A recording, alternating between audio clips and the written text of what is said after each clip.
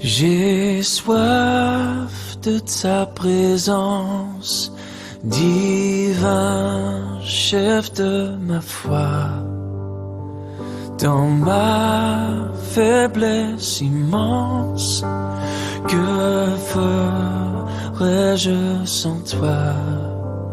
Chaque jour, à chaque heure, j'ai... À tous. Merci beaucoup Ruben pour la première partie de notre culte, car il est vraiment bon d'adorer notre Seigneur pour tout ce qu'il fait, pour son œuvre, et il est surtout bon de l'adorer aussi pour sa personne, pour qui il est. C'est un peu spécial pour moi de me retrouver devant vous pour apporter un message, une prédication, car c'est la toute première fois, donc merci pour votre confiance et merci pour votre indulgence.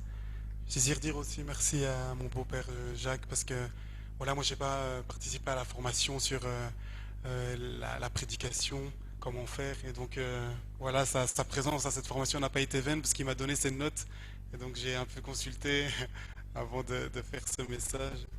Donc voilà, merci. Je prie que notre Seigneur vous parle et vous encourage à travers ce que j'ai à cœur de vous partager ce matin. Je vous invite à prier si vous le voulez bien. Oui, Père éternel, toi qui es aux cieux, nous prions que ton nom soit sanctifié, qu'il soit rendu saint et précieux à nos yeux. Nous prions que ton règne vienne à toi qui as été fait Seigneur et Christ au-dessus de tout.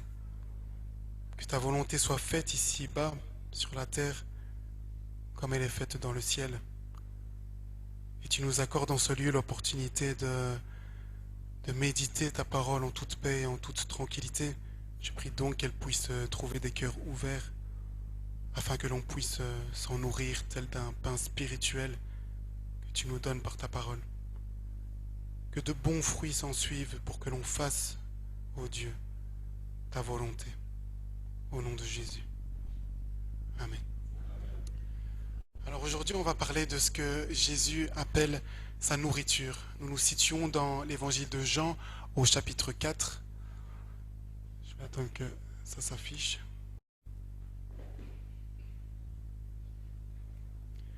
Et Jean, disciple et témoin oculaire de Jésus-Christ, c'est-à-dire qu'il l'a vu, il l'a côtoyé, il a marché avec Jésus.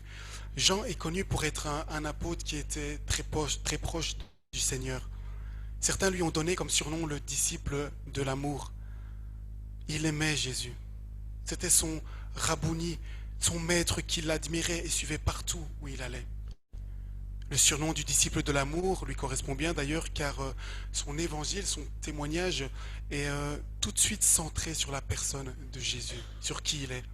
Là où l'évangile de Matthieu commence par une généalogie, là où l'évangile de Marc commence par une prophétie sur la voix qui crie dans le désert, à savoir Jean-Baptiste, là où l'évangile de Luc commence par une dédicace à un certain Théophile, l'apôtre Jean, lui comme étant un passionné, commence son évangile par la personne de Jésus-Christ, étant la parole qui était au commencement avec Dieu, cette parole qui était Dieu et qui s'est faite chair et qui a habité parmi nous. Et lorsque je médite l'évangile de Jean, c'est comme s'il me faisait ressentir les battements de son cœur au sujet de Jésus. Un peu comme si ses yeux, les yeux de son témoignage, étaient une caméra et qu'il filmait sans cesse Jésus, ce qu'il faisait, où il allait, en commentant ce qu'il pensait. Il nous partage un peu une émission inside, des coulisses, des épisodes intimes, des dialogues et discussions que Jésus avait avec l'une ou l'autre personne. Et ce matin, nous allons mettre notre attention sur l'un de ces épisodes intimes.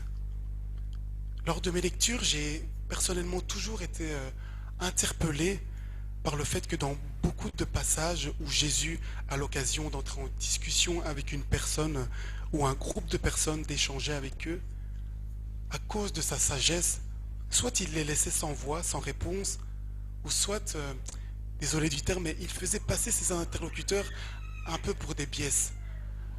En effet, ceux-ci par moments lui répliquaient des réponses un peu à côté de la plaque. Petit exemple, Nicodème. Jésus lui dit: il faut naître de nouveau pour entrer dans le royaume de Dieu. Et Nicodème lui répond: Mais comment cela peut-il se faire?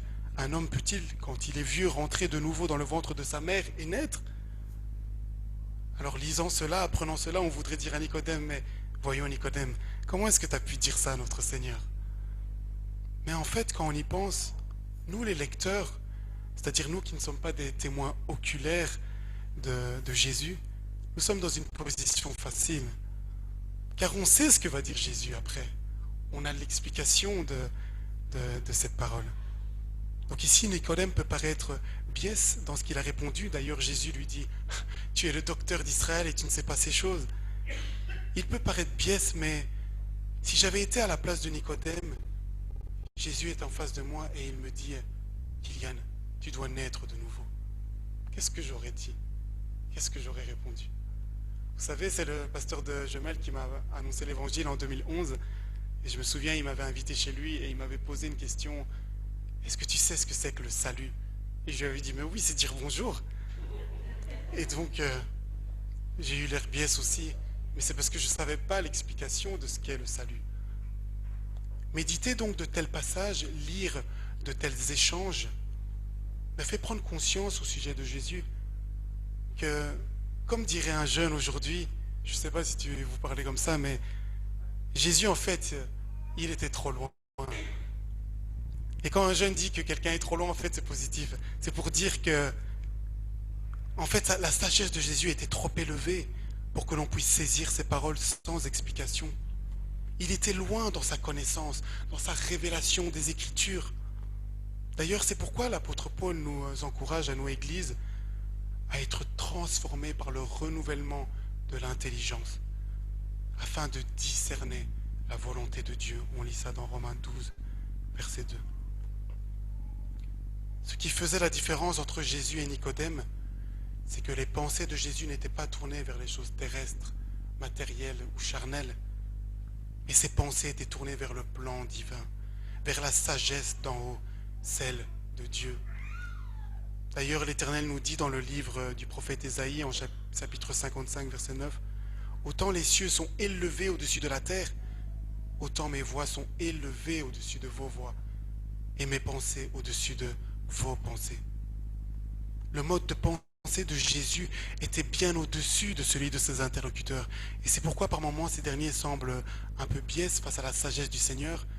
Et ce matin, nous allons méditer un passage où les disciples eux-mêmes vont se heurter à une parole de Jésus qui va les laisser dans l'interrogation, dans la réflexion. Ils vont avoir l'air un peu biais. Et cet échange fera le cœur de notre méditation, car une vérité importante s'y cachera.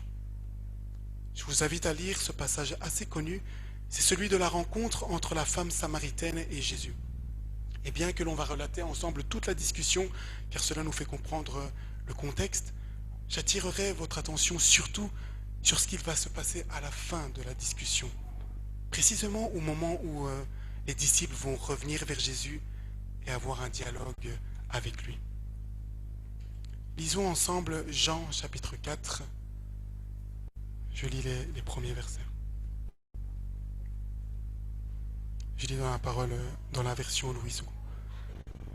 Le Seigneur sut que les pharisiens avaient appris qu'il faisait et baptisait plus de disciples que Jean. Toutefois, Jésus ne baptisait pas lui-même, mais c'était ses disciples. Alors il quitta la Judée et retourna en Galilée. Comme il fallait qu'il passât par la Samarie, il arriva dans une ville de Samarie nommée Sichar, près du champ que Jacob avait donné à Joseph, son fils. Là se trouvait le puits de Jacob. Jésus, fatigué du voyage, était assis au bord du puits. C'était environ la 6e heure. Une femme de Samarie vint puiser de l'eau. Jésus lui dit, « Donne-moi à boire. » Car ses disciples étaient allés à la ville pour acheter des vivres. Les 8 premiers versets nous posent le contexte. Nous savons que Jésus, avec ses disciples, veut quitter la Judée pour se rendre en Galilée. Car il avait appris que les pharisiens, qui étaient des religieux qui s'opposaient souvent à lui, à son enseignement, à ce qu'il faisait, étaient au courant qu'il faisait plus de partisans à sa doctrine que Jean le Baptiste. D'ailleurs, Jean-Baptiste aussi a rencontré ces pharisiens au désert et ils les avaient mal accueillis parce que soi-disant ils voulaient se baptiser auprès de Jean-Baptiste, mais ils étaient hypocrites Et Jean-Baptiste leur a dit, race de vipères, qui vous a appris à fuir la colère à venir, enfin soit. Donc Jésus sait que les pharisiens sont au courant et donc il décide de ne pas rester en terre de Judée, mais de retourner en Galilée en traversant le pays de Samarie. Et arrivé à une ville samaritaine nommée Sichar, Jésus, qui était fatigué du long voyage, car partir de Judée vers la Galilée, c'est parcourir beaucoup de kilomètres à pied, il était fatigué et s'est assis au bord d'un puits et va rencontrer une femme samaritaine qu'il va interpeller en lui demandant à boire. Et le verset 8 nous donne une information que je souligne. Les disciples, quant à eux, sont partis en ville pour faire les courses, afin d'acheter des vivres. Jésus est donc seul avec cette femme samaritaine. Verset 9, la femme samaritaine lui dit, « Comment toi qui es juif me demandes-tu à boire, à moi qui suis une femme samaritaine ?» Les Juifs, en effet, n'avaient pas de relation avec les Samaritains. Jésus lui répondit, « Si tu connaissais le don de Dieu, et qui est celui qui te dit, donne-moi à boire, tu lui aurais toi-même demandé à boire, et il t'aurait donné de l'eau vive. » Si tu connaissais, la connaissance. Gardons dans un petit coin de notre tête que le mot connaissance va être cité à plusieurs reprises dans cette lecture, et notamment par Jésus. Verset 11, « Seigneur, lui dit la femme, tu n'as rien pour puiser, et le puits est profond. D'où aurais-tu donc cette eau vive? Es-tu plus grand que notre père Jacob, qui nous a donné ce puits, et qui en a bu lui-même, ainsi que ses fils et ses troupeaux? » Jésus lui répondit, « Quiconque boit de cette eau aura encore soif. Mais celui qui boira de l'eau que je lui donnerai n'aura jamais soif. Et l'eau que je lui donnerai deviendra en lui une source d'eau qui jaillira jusque dans la vie éternelle. » Alors là, ça y est, activons nos méninges. Je ne sais pas pour vous, mais pour moi personnellement, il faut souvent que je relis à plusieurs reprises ce verset pour le comprendre. Et comme on l'a dit tout à l'heure, on ressent que Jésus est loin en sagesse. On ressent que ses paroles commencent à intriguer. Mais je trouve que la femme samaritaine se débrouille bien dans ses répliques. Elle n'a pas l'air biaise du tout. Verset 15. La femme lui dit, « Seigneur, donne-moi cette eau, afin que je n'ai plus soif et que je ne vienne plus ici pour puiser. » « Va, lui dit Jésus, appelle ton mari et viens ici. » La femme répondit, « Je n'ai point de mari. » Jésus lui dit, « Tu as eu raison de dire, je n'ai point de mari, car tu as eu 5 maris, et celui que tu as maintenant n'est pas ton mari. En cela tu as dit vrai. » « Seigneur, lui dit la femme, je vois que tu es prophète. Nos pères ont adoré sur cette montagne, et vous dites, vous, que le lieu où il faut adorer est à Jérusalem. Femme, lui dit Jésus, crois-moi, l'heure vient où ce ne sera ni sur cette montagne, ni à Jérusalem que vous adorerez le Père. Vous adorez ce que vous ne connaissez pas. Nous, nous adorons ce que nous connaissons, car le salut vient des Juifs. De nouveau ici, la connaissance est mentionnée par Jésus. Verset 23.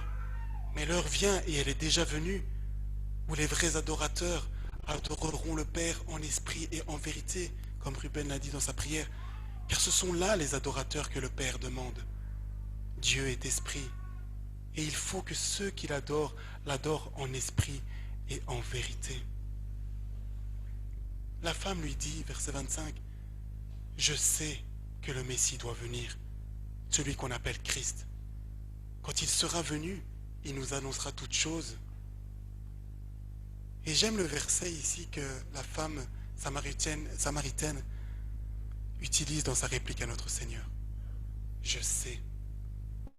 Elle sous-entend donc au Seigneur qu'elle a un savoir, une connaissance. Oui, elle n'avait peut-être pas la connaissance de qui elle adorait à la montagne, mais en tout cas, elle sait que le Messie doit venir pour annoncer toutes choses. Elle a donc la connaissance de cela.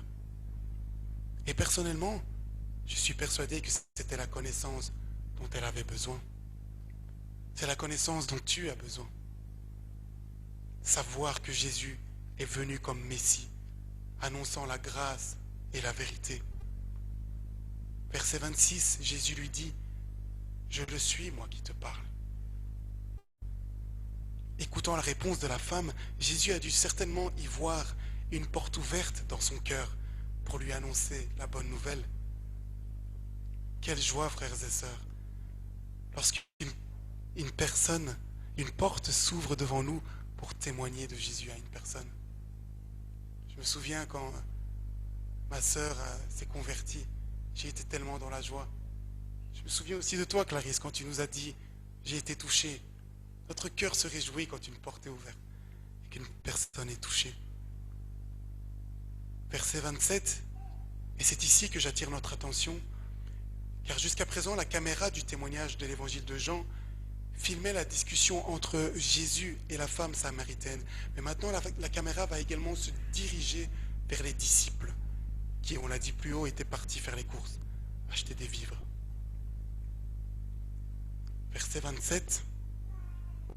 Là-dessus arrivèrent ses disciples qui furent étonnés de ce que Jésus parlait avec une femme. Toutefois, aucun ne dit « Que demandes-tu ou de quoi parles-tu avec elle ?» Alors la femme, ayant laissé sa cruche, s'en alla dans la ville et dit aux gens « Venez voir un homme qui m'a dit tout ce que j'ai fait. Ne serait-ce point le Christ ?» Au sujet des disciples, à peine de retour alors qu'ils revenaient seulement vers Jésus, leur esprit était déjà étonné, surpris, un peu même froissé, intrigué. Ils marchent vers Jésus avec déjà plusieurs questionnements qui naissent dans leur cœur. Mais aucun d'eux n'ose lui poser la question « Seigneur, pourquoi parles-tu avec cette femme? Et que lui disais-tu » Pourtant, c'est mon avis personnel, mais je ne vois pas le mal qu'il y a à poser cette question. Pourquoi n'osait-il pas? J'ai ma petite hypothèse. Sans doute que leurs pensées s'arrêtaient au contexte de leur situation. J'imagine les disciples se dire au moment de faire les courses, mais pourquoi on est passé par Sychar, cette ville samaritaine? On n'a pas de relation avec ces gens. D'ailleurs, vous avez vu au magasin comment ils nous ont mal regardés? Mais heureusement, on a surmonté cette épreuve sans leur adresser la moindre parole. On a quand même acheté nos vivres en terre samaritaine. Le Seigneur va être content. Et à leur retour, qu'est-ce qu'ils voient? Hé, Jean? Oui, Pierre? Ne serait-ce pas notre Rabboni? Que fait-il? Il parle avec une femme et elle est samaritaine. Je fais du théâtre, mais j'imagine qu'ils étaient dans un tel conditionnement mental. Leurs pensées étaient sans doute figées sur on est en conflit, nous les Juifs, on n'a pas de relation avec eux. Mais est-ce que c'était la pensée du Seigneur? Ils s'approchent donc et aucun n'ose demander pourquoi cette discussion entre leur maître et la femme samaritaine. Aucun n'ose. Ça veut dire que tous étaient dans le même conditionnement, le même mode de pensée. Attention, frères et sœurs, à ne pas être influencés par une mauvaise manière de penser. Une pensée qui n'est pas celle du Seigneur. Quand les disciples approchent, ils n'ont pas eu l'occasion de faire les présentations avec l'interlocutrice de Jésus, car cette dernière, quant à elle, dans sa joie, s'est hâtée de laisser sa cruche et de courir vers les habitants de la ville. Et étant donné que les disciples revenaient de la ville et que la femme samaritaine allait vers la ville, ils se sont certainement croisés. Les disciples ont dû certainement remarquer son air joyeuse, rayonnante, le sourire aux lèvres, les yeux pétillantes. Mais bien sûr, elle a trouvé le Messie. Une personne qui a dit tout ce qu'elle a fait. Elle a rencontré l'espoir, la personne même qui accomplit les prophéties. Cette personne qui devait venir pour annoncer toutes choses.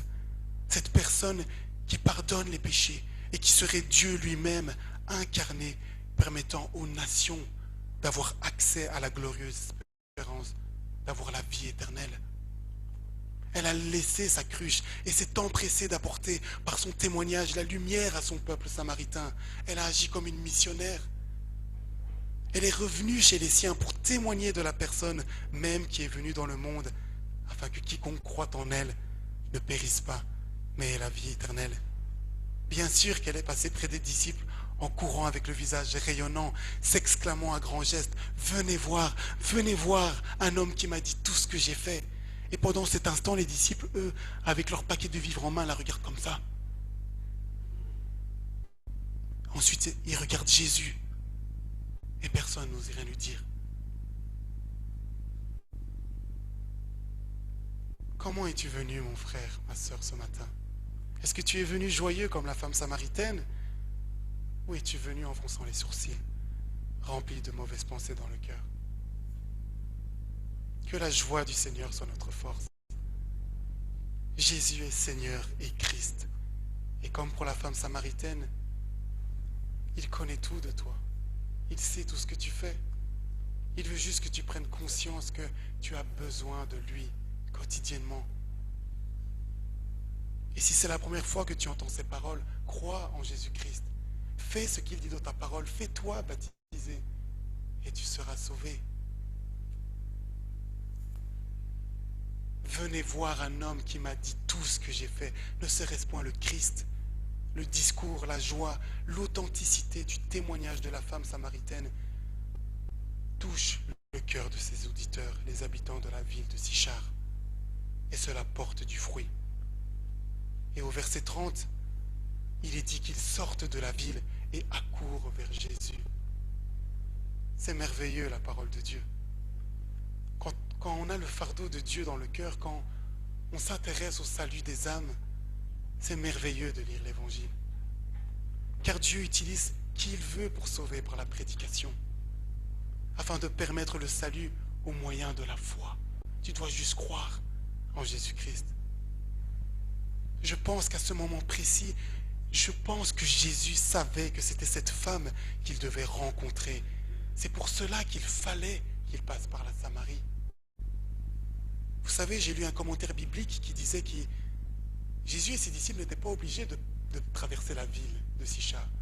La Judée se trouve ici, la Samarie ici, la Galilée ici, et au bord il y a le Jourdain. Ils auraient pu longer le Jourdain. Ils n'étaient pas obligés de passer par la ville.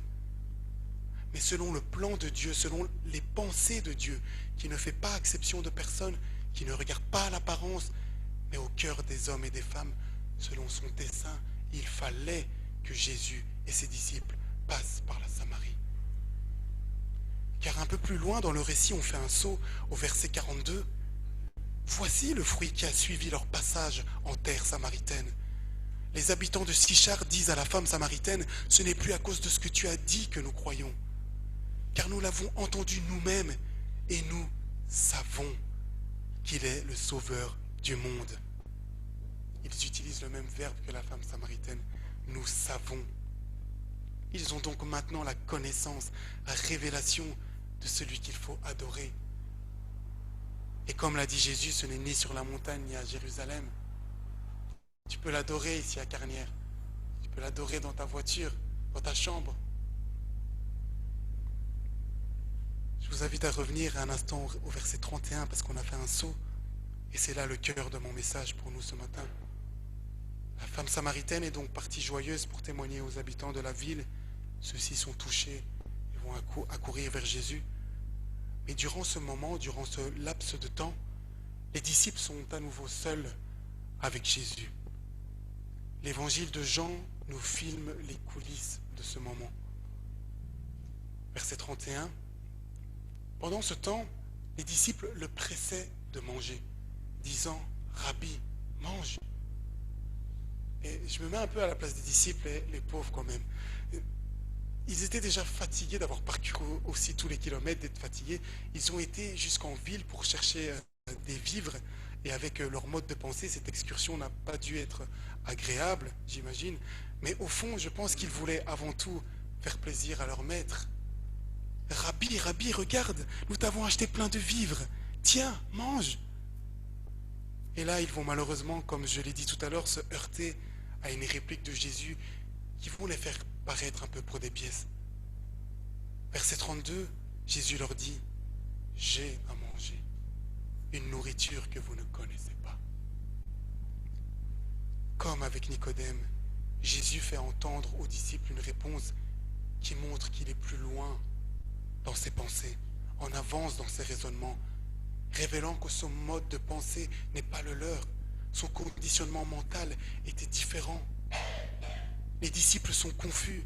Ils paraissent un peu pour des biaises, tenant toujours depuis tout à l'heure leur paquet de vivres en main. Ils se regardent les uns les autres, s'interrogent et se disent, verset 33, « Mais oh, quelqu'un lui aurait-il apporté à manger ?» Mais ne me regarde pas comme ça, Jacques, voyons. Nous étions tous en ville. Mais je sais pas moi, peut-être que des Samaritains lui ont déjà donné à manger, da. Une nourriture qu'on ne connaît pas, allez. Peut-être qu'il y avait des nouvelles rentrées dans le rayon et qu'on ne les a pas vues.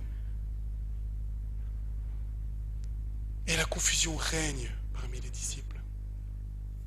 Jusqu'à ce que le Seigneur prenne de nouveau la parole au verset 34 pour leur révéler une vérité importante. Et c'est là l'essentiel de mon partage pour nous. Jésus leur dit, « Ma nourriture est de faire la volonté de celui qui m'a envoyé et d'accomplir son œuvre. » Avoir pour nourriture la volonté de Dieu. Focaliser son énergie, ses pensées, ses actions à faire ce que le Père demande était la nourriture du Seigneur. Cela était le plus important à ses yeux. Faire la volonté du Père était à ses yeux comme le moteur qui permet à une voiture d'avancer. Accomplir son œuvre était aux yeux de Jésus comme le cœur battant d'une personne lui permettant de vivre. Faire la volonté de celui qui l'a envoyé était à ses yeux semblable à de la nourriture rassasiante pour une personne affamée. En lisant ce passage, j'ai aussi été interpellé par le fait que Jésus dise au verset 32 « J'ai à manger » et non pas « J'ai déjà mangé ». Je comprends donc qu'en fait, à partir du moment où Jésus a décidé de passer par la Samarie, le Père, dans sa volonté, lui a donné à manger. Car la volonté du Père est que quiconque croit en son Fils ne périsse pas, mais qu'il ait la vie éternelle. Car Dieu a tant aimé le monde, et donc il a tant aimé les Samaritains aussi. Et c'est pourquoi je pense que Jésus a dit que les disciples ne connaissaient pas cette nourriture, car leur mode de pensée n'était pas focalisé sur faire la volonté du Père, mais sur des futilités de la terre. Leur conflit avec les Samaritains, leur vivre. Mais Jésus, lui, savait que tout au long de la discussion qu'il a eue avec la femme samaritaine, là était la volonté du Père, là était sa nourriture, son pain de ce jour. C'est pas grave. D'ailleurs, encore une fois, je suis persuadé qu'il n'a pas dit « j'ai déjà mangé », mais j'ai à manger parce qu'il venait juste de recevoir sa nourriture en rencontrant cette femme. Rappelons-nous aussi qu'au moment où il dit cette phrase, les disciples, les habitants de Sichar accourent seulement vers lui pour l'entendre. Jésus n'avait donc pas encore mangé sa nourriture, entre guillemets, venant du Père, mais il la recevait. J'ai à manger une nourriture que vous ne connaissez pas. C'est faire la volonté de celui qui m'a envoyé. C'est d'accomplir son œuvre. Et à la suite du récit, l'œuvre du Père, du Fils et de l'Esprit de Dieu qui agit va toucher les habitants. Ils vont même demander à Jésus de séjourner avec eux. Et beaucoup vont croire en lui. Verset 39. Plusieurs Samaritains de cette ville crurent en Jésus à cause de cette déclaration formelle de la femme. Il m'a dit tout ce que j'ai fait. Aussi, quand les Samaritains vinrent le trouver, ils le prièrent de rester auprès d'eux, et il resta là 2 jours. Un plus grand nombre crurent à cause de sa parole, et il disait à la femme, ce qu'on a dit tout à l'heure, ce n'est plus à cause de ce que tu as dit que nous croyons, car nous l'avons entendu nous-mêmes, et nous savons qu'il est vraiment le sauveur de ceux du monde. Je termine avec cette pensée, et qu'elle soit pour nous une leçon. Comparer le fait de faire la volonté du Père avec de la nourriture est très parlant. Car peu importe notre âge, enfant de bas âge ou personne âgée, jeune et musclé, ou plus vieux et non sportif, au moins une fois par jour, on se nourrit. On a faim. Et si l'on ne mange pas, on maigrit, on manque de force, d'énergie. Le ventre gargouille, le petit bébé pleure. Oh, je pense qu'il a faim. La nourriture est une chose qu'on n'oublie pas. Et cela chaque jour. Même ceux qui malheureusement n'ont pas de nourriture suite à une situation de précarité vont penser à la nourriture. Ils vont chercher le moyen de se nourrir. Et cette parole que l'on a chantée tout à l'heure, Luc 4, verset 4, l'homme ne vivra pas de pain seulement, mais de toute parole qui sortira de la bouche de Dieu. Ce verset sous-entend le fait que nous ne devons pas seulement vivre à l'exemple des disciples, en focalisant nos pensées sur les choses terrestres, matérielles ou charnelles, mais également surtout regarder à la parole de Dieu. Chercher à faire la volonté de Dieu, comme si on s'en nourrissait chaque jour. Avec quel mode de pensée sommes-nous donc venus ce matin? Avec uniquement des pensées terre à terre? Aujourd'hui le culte c'était bien, mais je n'ai pas trop aimé le choix des chants. Oh, la technique aujourd'hui, l'ordinateur, on n'a pas bien lu les paroles. Des paroles qui peuvent blesser et qui n'édifient pas. Ou sommes-nous plutôt venus avec un mode de pensée dirigé vers la volonté de Dieu qui veut voir les âmes sauvées, les âmes revenir à lui, voir les âmes encouragées ici à Carnières? Comment donc puis-je les bénir, Seigneur? Comment me rendre utile au sein de ton assemblée? Je veux faire ta volonté. Que faire la volonté de Dieu soit notre nourriture quotidienne. Amen. Prions si vous le voulez bien. Oui, Père éternel, je pense à ce verset où tu dis « Il faut que je fasse, tandis qu'il est jour, les œuvres de celui qui m'a envoyé. Pendant que je suis dans le monde, je suis la lumière du monde, tu as dit. Lorsque tu étais sur terre, tu étais focalisé sur la volonté du Père qui t'a envoyé. Car tu n'as jamais perdu le cap, tu ne t'es jamais éloigné de la raison pour laquelle tu as accepté de venir. Et aujourd'hui, c'est nous que tu envoies. Tu l'as dit d'ailleurs, de même que le Père m'a envoyé, je vous envoie vous aussi. Vous êtes la lumière du monde, vous êtes le sel de la terre. Que nous puissions donc nous aussi briller et avoir pour nourriture le fait de faire ta volonté. Car ce ne sont pas ceux qui disent « Seigneur, Seigneur » qui entreront dans le royaume de Dieu, mais celui qui fait la volonté de Dieu. Et celui que tu appelles de ta famille, que tu appelles ton frère, ta sœur, ta mère, et quiconque fait la volonté de Dieu.